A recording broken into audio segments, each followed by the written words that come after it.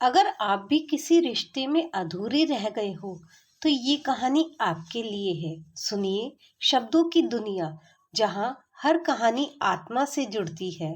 आइए बात करते हैं एक ऐसी कहानी जिसका नाम है आत्मा का रिश्ता। कभी कभी जीवन में हम किसी से ऐसे मिलते हैं जैसे बहुत पुराना रिश्ता हो। कभी किसी से दूरी होती है तो लगता है जैसे आत्मा का एक हिस्सा बिछड़ गया हो। कहते हैं रिश्ते शरीर से नहीं, आत्माओं से जुड़ते हैं। आज की कहानी ऐसी ही एक आत्मा की यात्रा है जिसने प्रेम के रास्ते कर्म को समझा। आर्या का संघर्ष। आर्या एक शांत स्वभाव की लड़की, बचपन से हर रिश्ता निभाने की कोशिश की, लेकिन किसी न किसी मोड़ पर सब कुछ टूट जाता। माँ से मनमुटाव, पति से दूरी, दोस्तों से गलतफहमी। वो रोज रात एक ही सवाल सोचती, क्या मैं ही गलत हूँ? क्यों हर बार मैं ही टूट जाती हूँ? एक दिन वो थक जाती है और अकेले ही पास के पहाड़ों में बने एक आश्रम चली जाती है। वहाँ का वातावरण अलग था, शांत, सुगंधित, जैसे कोई पुराना घर हो जहाँ आत्मा चैन पाती है। वहाँ उसकी मुलाकात होती है साध्वी रिधिमा से, जिनकी आंखों में अजीब सी करुणा और गहराई थी। साध्वी ने बस एक नजर में कहा, बेटी, तुम्हारे प्रश्न का उत्तर तुम्हारे भीतर ही है, पर उसे सुनने के लिए तुम्हें मन को शांत करना होगा। आत्मा का दर्पण। रात को साध्वी ने उसे ध्यान में बिठाया।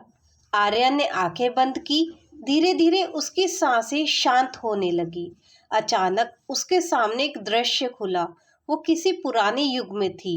एक बड़ी हवेली, एक पिता जो सख्त स्वभाव के थे, और एक बेटी, वही आर्या। वो पिता से गलतफहमी में नाराज होकर घर छोड़ देती है और उसी दर्द में अपनी जिंदगी खत्म कर लेती है। उस पल साध्वी की आवाज उसके कानों में गूंजती है। हर अधूरी भावना आत्मा में रह जाती है।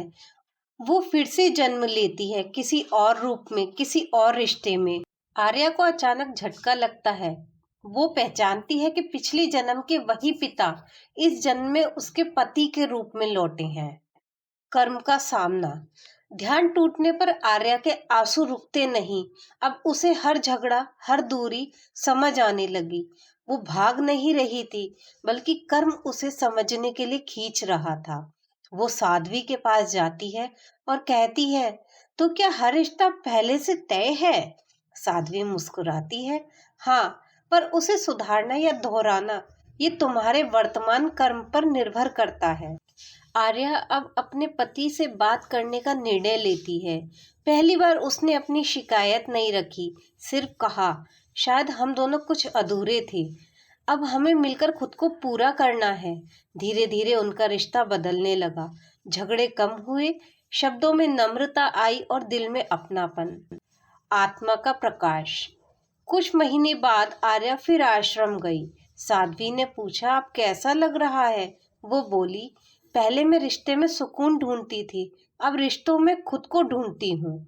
साध्वी ने मुस्कुराकर कहा, जब आत्मा प्रेम को समझ लेती है तो कर्म भी भक्ति बन जाता है।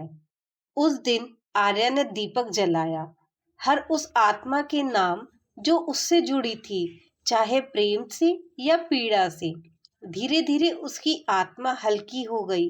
अब वो समझ चुकी थी, हर रिश्ता, हर मुलाकात, हर जुदाई केवल आत्मा की एक सीढ़ी है जो हमें प्रेम के उच्च स्वरूप तक ले जाती है। कभी किसी रिश्ते को कर्म समझकर मत छोड़ो, शायद वही रिश्ता तुम्हें मुक्त करने आया हो। अगर ये कहानी आपके दिल में उतर गई हो तो शब्दों की दुनिया को जरूर सब्सक्राइब करें, क्योंकि यहाँ हर कहानी में आपका एक हिस्सा जरूर होता है। हम फिर मिलेंगे जल्द ही एक नई कहानी के साथ। धन्यवाद।